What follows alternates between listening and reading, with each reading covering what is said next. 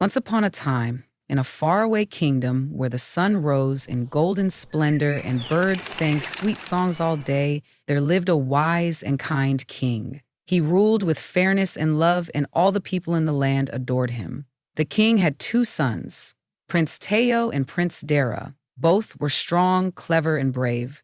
Prince Teo the elder was proud and always wanted to be first in everything. Prince Dara the younger was kind-hearted and thoughtful. Though they were brothers, they were very different. Now the king was growing old. His hair was as white as snow, and his hands trembled slightly when he held his crown. One day he called his sons. "My sons," the king said, "I love you both dearly, but when I die, only one of you can be king. I do not want you to quarrel or fight over the throne. So I have thought of a way to decide." The two brothers listened carefully. "You must both go into the forest of whispers and find a rare flower, one that grows only once every 100 years. The first to bring it back to me shall become king." Both princes bowed and set out immediately. The forest of whispers was no ordinary place. Trees seemed to murmur secrets to one another. Strange glowing eyes blinked from the shadows. It was a forest full of mystery, and few dared enter. The brothers walked in opposite directions, searching high and low. Hours passed. The sun began to set, and the forest grew dark. Suddenly, Prince Dara spotted something glowing near a waterfall. A rare flower with petals of silver and gold stood alone on a rock. He gasped in awe. Carefully, he picked the flower and shouted with joy, "Brother, brother, I found it! I found the flower!" He ran through the trees to find Prince Tayo holding the precious bloom. But when Tayo saw it, his heart filled with jealousy. "So he will be king," Tayo thought bitterly. "Father will choose him. No, I cannot let this happen." Blinded by envy, Tayo grabbed the flower from Dara's hand. "Give it back," Dara cried, reaching for it. In a moment of rage, Tayo picked up a heavy branch and struck his brother. Dara fell to the ground with a cry, "No, please, brother." But Tayo's heart had turned cold. He struck again and again until the forest fell silent. Realizing what he had done, Tayo dug a shallow grave and buried his brother. He wiped his hands, hid his guilt, and rushed back to the palace with the flower.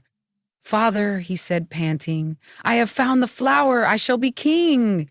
The king was overjoyed at first. "That is wonderful, my son. But where is your brother?" I don't know," Tayo lied. "He must have lost his way." The king waited. 1 day passed, 2 days. Still, Darrow did not return. The king grew worried and sent Teo back into the forest to search. Teo pretended to look, but he knew the truth. Perhaps a wild beast took him, he told the king sadly. The king's heart broke. He mourned the loss of his younger son, but he believed Teo's lie. Years passed. The kingdom prepared for Prince Teo to become king, but fate had not forgotten Prince Dara. One day, 2 years later, a hunter went into the same forest. He was a friend of the old king and loved to hunt in the cool, shadowy woods. After chasing deer for hours, he sat down to rest under a giant tree. As he rested, he saw a strange, dry bone lying on the forest floor. Curious, he picked it up and playfully blew through the hollow end like a flute. To his shock, the bone began to sing. "Hunter, hunter, it is my bone you are blowing. My brother killed me in the forest and took away my flower. Now he is to be king while I decay in the forest. Hunter, hunter, it is my bone you are blowing."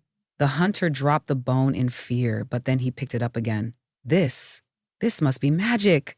I must take it to the king." He rushed home, showed it to his wife, and told her to blow into it. Once again, the bone sang its sad song. The woman trembled with fright. "This is no ordinary bone. You must take it to the king," she urged. So the hunter went to the palace and presented the bone to the king. When the king blew it, the bone sang once more. "Father, father, it is my bone you are blowing. My brother killed me in the forest and took away my flower. Now he is to be king, while I decay in the forest. Father, father, it is my bone you are blowing." The king froze. He knew that voice. It was Prince Dara's. Tears filled his eyes. He called Prince Tayo at once and handed him the bone. Tayo, pale and shaking, put the bone to his lips, and the bone sang, "Brother, brother, it is my bone you are blowing. My brother killed me in the forest and took away my flower. Now he is to be king while I decay in the forest. Brother, brother, "It is my bone you are blowing." The entire court gasped. The truth had been revealed. Prince Tayo fell to his knees, begging for mercy. "Forgive me, father. I was jealous. I didn't mean to." But the king stood tall with sorrow in his heart. "The law of our land is clear. He who sheds innocent blood must pay the price."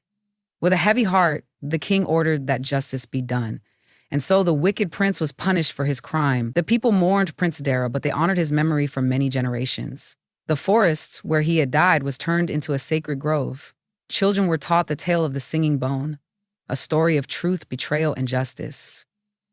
Moral of the story: envy can turn the heart cruel, but truth, no matter how long it hides, always finds its way into the light. Choose kindness, for goodness lives forever, even in a whispering bone.